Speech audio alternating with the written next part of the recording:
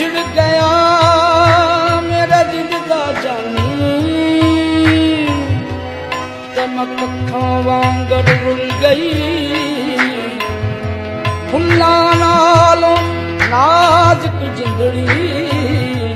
ਮੇਰੀ ਵਿੱਚ ਕੰਡਿਆਂ ਦੇ ਤੁਲ ਗਈ ਗਮ ਸਜਣਾ ਦੇ ਮਾਰ ਮੁਕਾਇਆ